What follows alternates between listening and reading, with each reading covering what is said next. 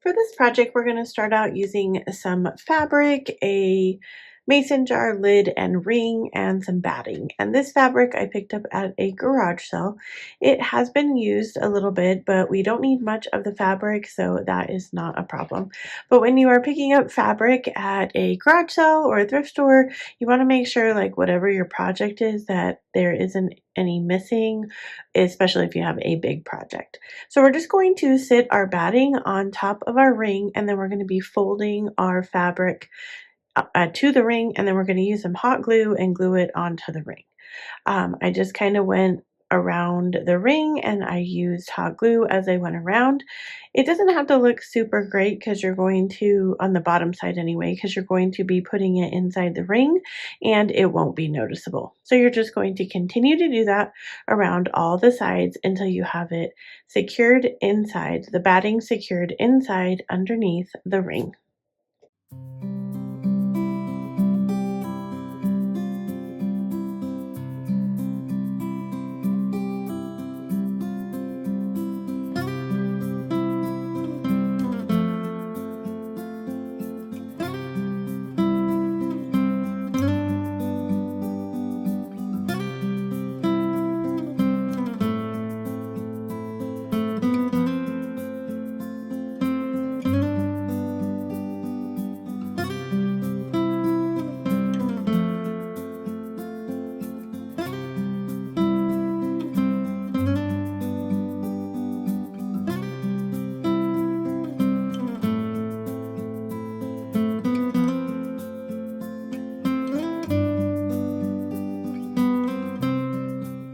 Once we have that all secured in there, we're going to go ahead and put the batting piece inside the ring. And then once it's inside the ring, we're going to screw it onto our jar.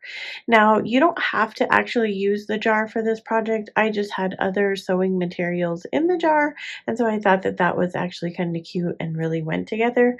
But that is optional. You could use this just as the ring and the lid jar. Once you have that all in there, you're going to go ahead and take some pins and you're going to be using this as a pin cushion.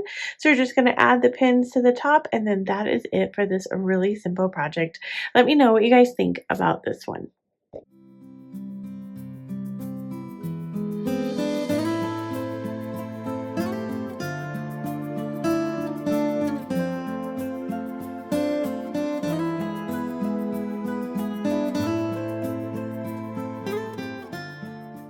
Thing that I see a lot of at thrift stores or garage sales are vases. You can find them just about anywhere, but if you can't or you're not too much of a thrifter, you can also make this project with a Dollar Tree vase.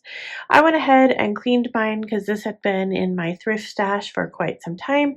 So I just took some Myers cleaner and got off any kind of residue that had been sitting there. Then I'm going to take some painter's tape and I'm just going to go around the top with my painter's tape.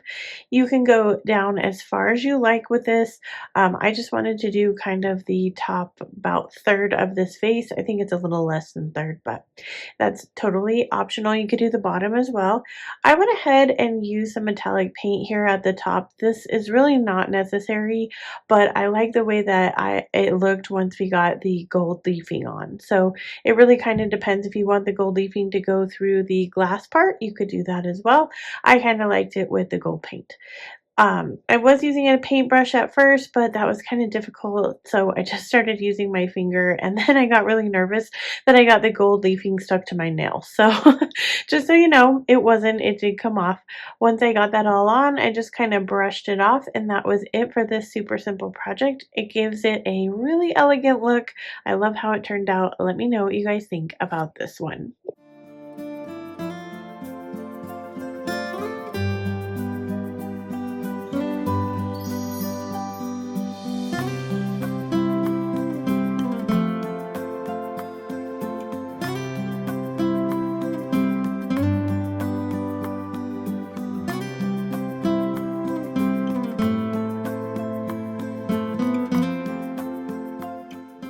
found this cool ribbon spool at the DI when I was up in Utah the last time. It looks like it was for ribbon, but it's wood. So I've never seen any like wood ribbon spools before, so this must be pretty old. I also picked up this wood piece at the DI as well, and it looks like it's a like serving tray is what the label said. Um, I think it probably came from Lowe's or Home Depot, but I just went ahead and took the label off, cleaned it off good.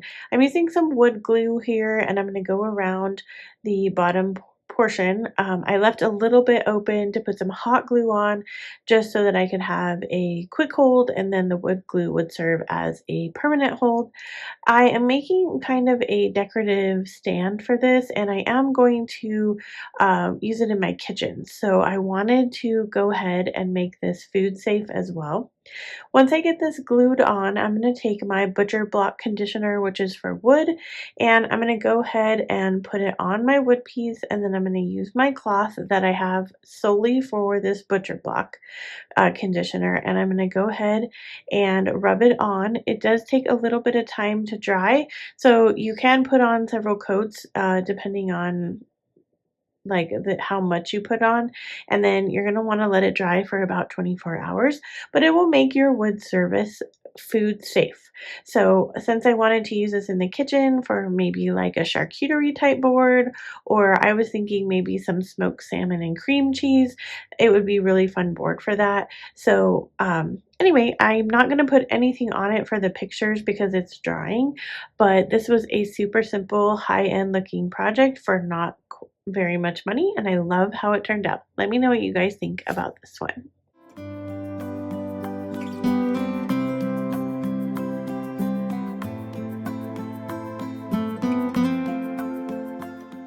Picked up this plant stand at a garage sale. It's been quite a while now, but I think it came from Walmart. I'm going to go ahead and remove the plastic and any other pieces that are in there. I don't have a hanging like stand in my house, so I was like, I think this is really cute, but I actually think I'm going to take it to school after I completed it, but I really loved how it turned out. But I added some Mod Podge to the bottom and I left the actual wood look.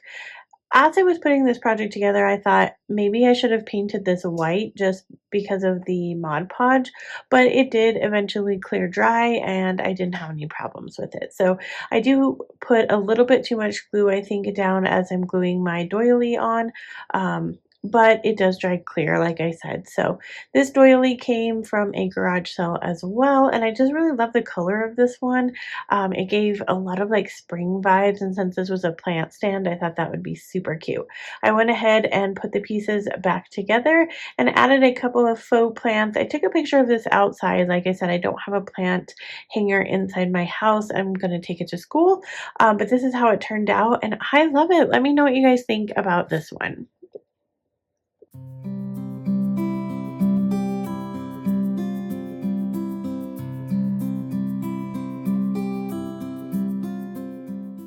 Something that garage sales and thrift stores have a lot of are wicker baskets. I picked this one up quite a while ago, and as you can see, it's kind of flaking off on the inside. I wanted to give it a little bit of a spring makeover, so I am using this spray paint that I got from Lowe's. It's kind of gave me like Pioneer Woman vibes, but it's very like pinky and it goes with my Valentine decorations. So all I'm going to do is give it a couple coats with this spray paint, and that is it. It gives it a really cute makeover, and I love it with just some tulips. Let me know if you guys use baskets in your house and if you repurpose them.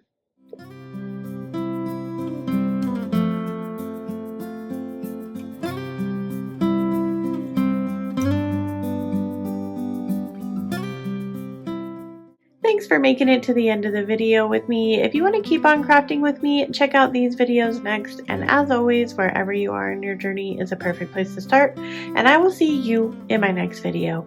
Bye!